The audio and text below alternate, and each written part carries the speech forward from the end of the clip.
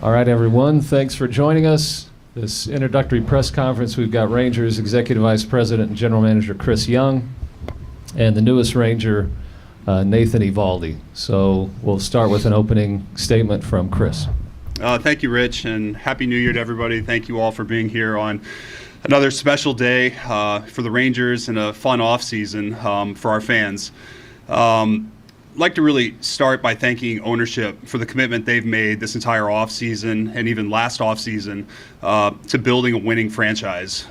We have made a commitment to accelerate our timetable to win and our rebuild that we started a couple years ago via free agency and the resources that our ownership has provided. And today is another reflection of that and an exciting day for our franchise.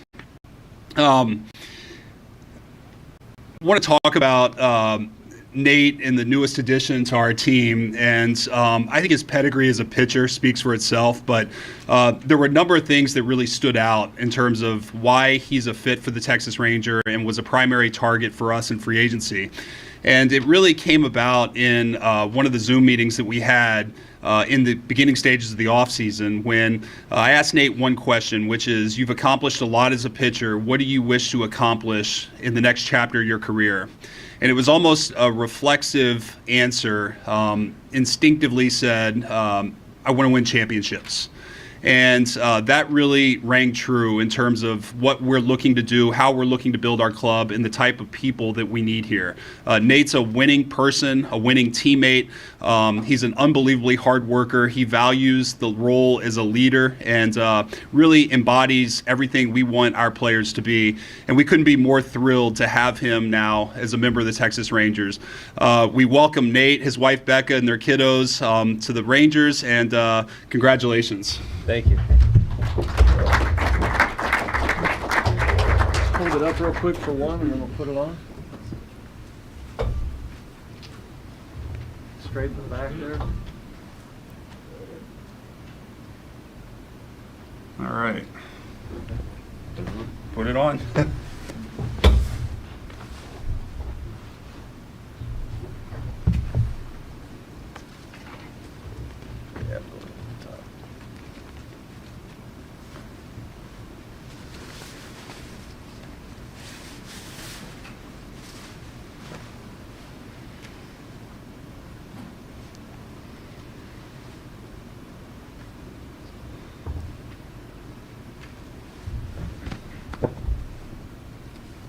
All right. Good luck.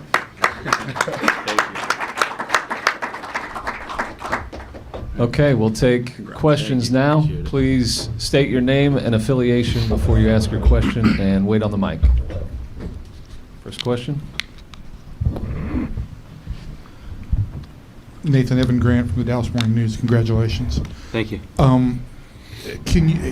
Chris addressed a lot of stuff in that statement, but I'm wondering if you can talk to the same ideas of why you wanted to be here. And one word that he mentioned was leader, and I'm curious what your definition of leader is.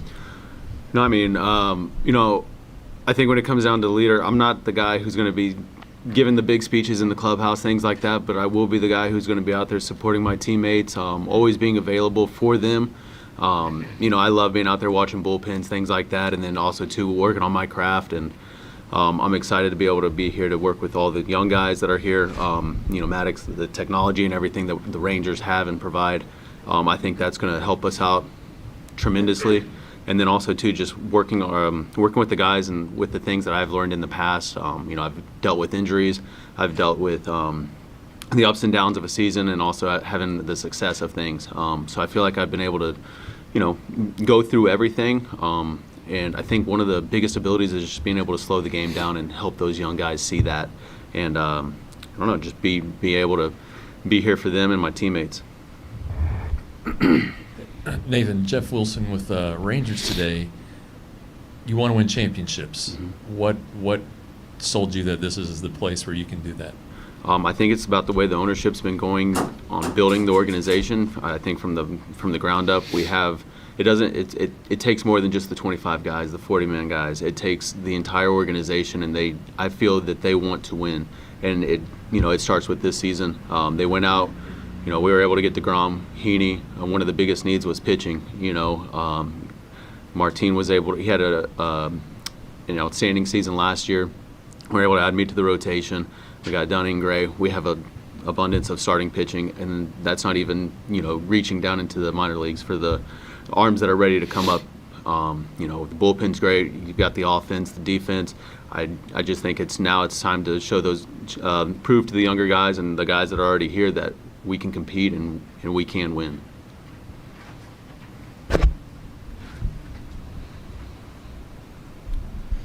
Nathan, Jared Sandler, the fan in Rangers Radio. Not many guys throw splitters these days. I'm just curious, when did you start, and why has that been such a good pitch? And maybe if there was a person or people who've kind of helped you evolve that pitch into what it is. Yeah, so at the end of 14, when I was with the Marlins, I had a lot of innings, but I was giving up a lot of hits as well. And I was mainly fastball, slider, mixing the curveball a little bit. And Chuck Hernandez was my pitching coach at the time, and he said he wanted to work on a fosh, basically a fastball changeup grip, just spread the fingers wider, and I took to it right away. And when I got traded over to the Yankees, Larry Rothschild was, hey, well, this is the pitch we're going to be working on. And I think just for me, I have big hands, and I can spread the ball pretty easily in my fingers, and I think just being able to throw that for strikes, I can start at the top of the zone for a strike and then command it below the zone as well, and I think it just adds my repertoire of my pitches, and I don't know, I think just with the splitter alone, it's just always been my go-to pitch. I just throw it like a fastball and trust it. And then what does it mean to you to be able to pitch in the state of Texas? It means everything. I think one of the biggest things is family.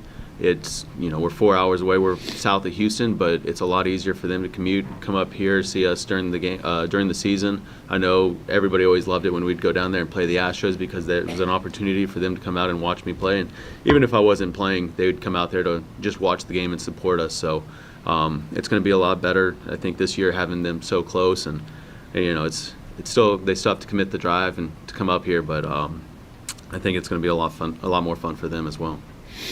Hey, Nathan. Leslie McCaslin, Valley Sports. Welcome.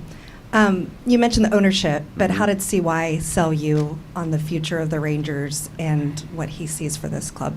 I think it's just the vision that they have. Again, you saw what they were able to do last year, adding the guys that they needed, and then they went out and they addressed the issues that they had from last season.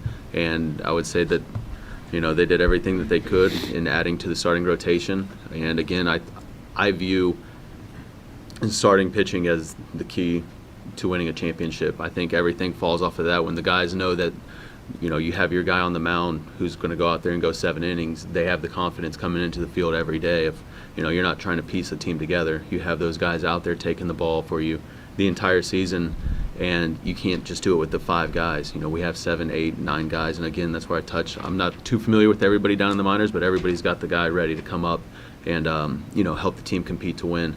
And for me, that was one of the biggest pieces. And then also, too, all the technology again. I've always been big on mechanics and having an understanding of what I'm doing out there. And I do a lot of dry work, and I work on my craft all the time. And they have, what is it called? The Sports Science Lab? Yeah, the Sports Science Lab, I guess. And it's, we got a tour of everything, and I'm just excited to be able to go in there, and you get that instant feedback right away. So.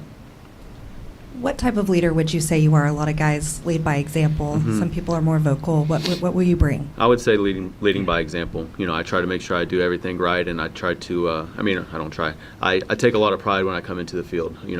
I'm missing time away from my family, so I don't want to be coming into the field not working. And the Rangers are putting a lot of faith in me to come out there and take the ball every start, and that's what I want to be able to do. And go out there and compete for the fans, and again, show them that we can win, and go out there and win. Nathan, when the Rangers agreed with Heaney during the middle of the winter meetings, that gave them 5 experienced starters. As you're watching the market, was there a point in time where you thought, okay, Texas is not going to be an option for me? Did this development come as a surprise at all to you? Yeah, just during the whole process, it was. I felt it was different this time around. There were a lot of teams that were interested, and then it faded, or they they got to make moves to make their team better.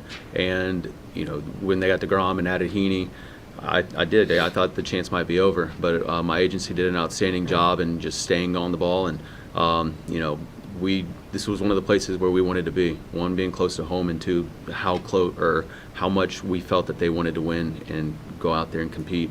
And again, there's ways about going out there and competing and trying to piece together a team, and it's one of the ways that we liked. And again, my agency did an outstanding job in staying in communication with CY and Ray, and we were able to get it done, and I'm super excited to be here. So, the follow-up, I'm sorry. Yeah. Do you feel in that regard like you guys pushed it a little bit, like you basically went to the Rangers and said we'd like to be there? I'm not really sure how it works on both sides. I try to stay out of it as much as I can. I'm trusting them to get the job done for me, and they were able to go out there and do that for me. Evan, just to piggyback on that, it was mutual. And Nathan and his representation at Aces did a tremendous job of making this happen. The timing aligned to where it came together, and we certainly couldn't be more thrilled, but it was certainly, the feeling was mutual. Nathan, your career RA in the postseason is just a tick over 3. What about the postseason gets you going? I feel like you play your entire season to get there to the postseason, and it comes down to the wire, and it comes down to winning 11 more games.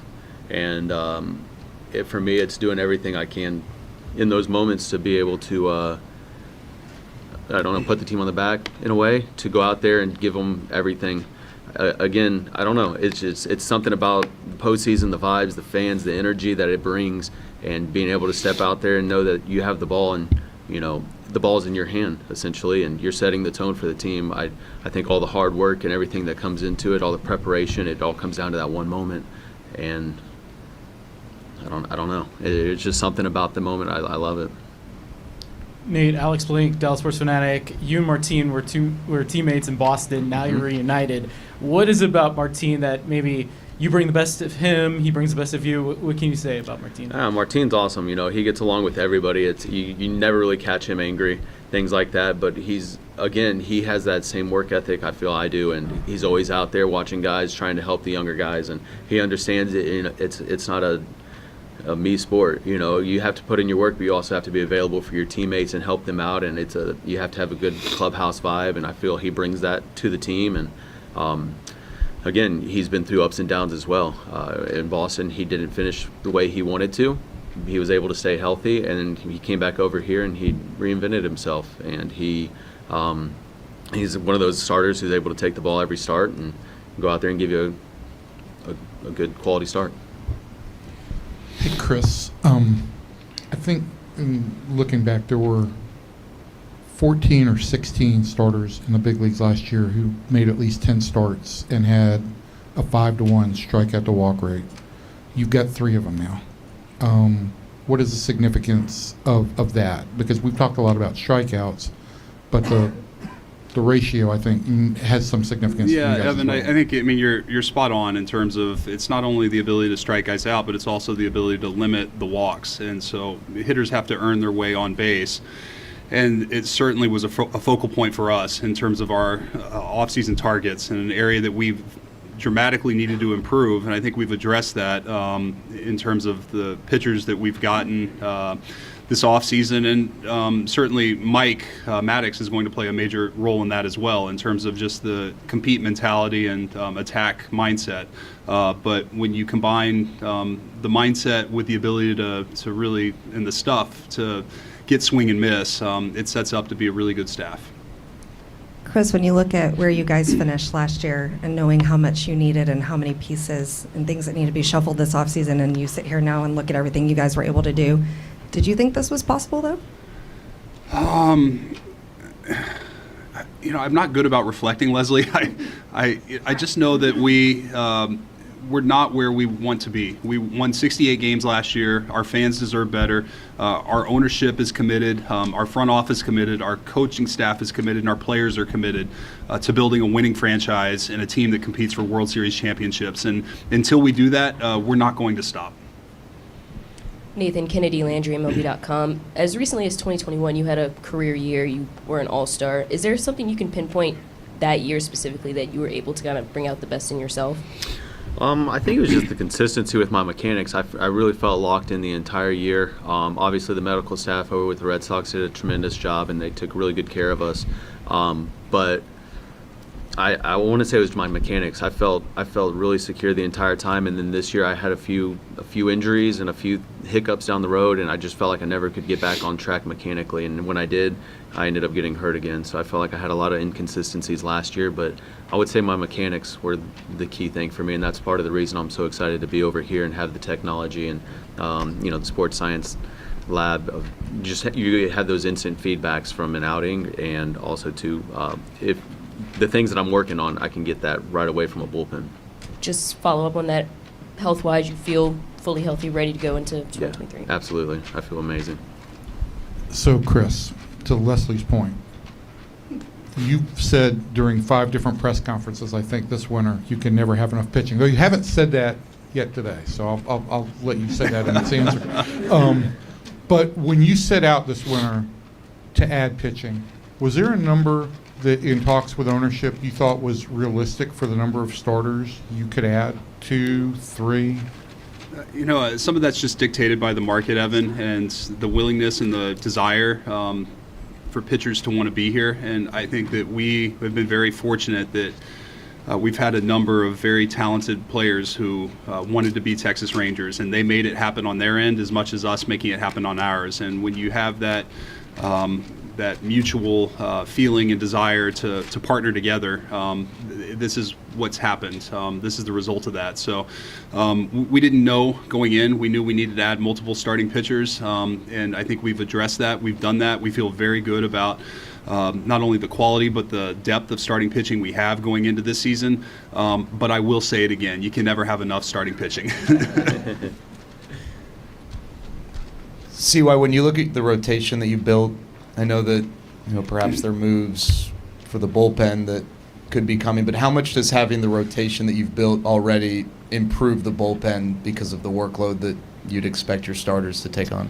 Yeah, Jared, it's a great question. It's something I actually thought of this morning in terms of reflecting on what is appropriate to say today. And I think that starting pitching doesn't just make the starting pitching better, it makes the entire team better. It makes the bullpen better, it makes the offense better, it makes the defense better.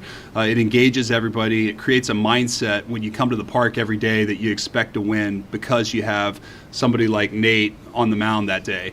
And in turn, our bullpen does benefit by having starters that compete, that go deep in the games, that set a tone, a mindset. There's so much that goes into it. And Nate alluded to it, and I stand by it as well, that starting pitching is the key to winning. And I feel very good about the starting pitchers we have.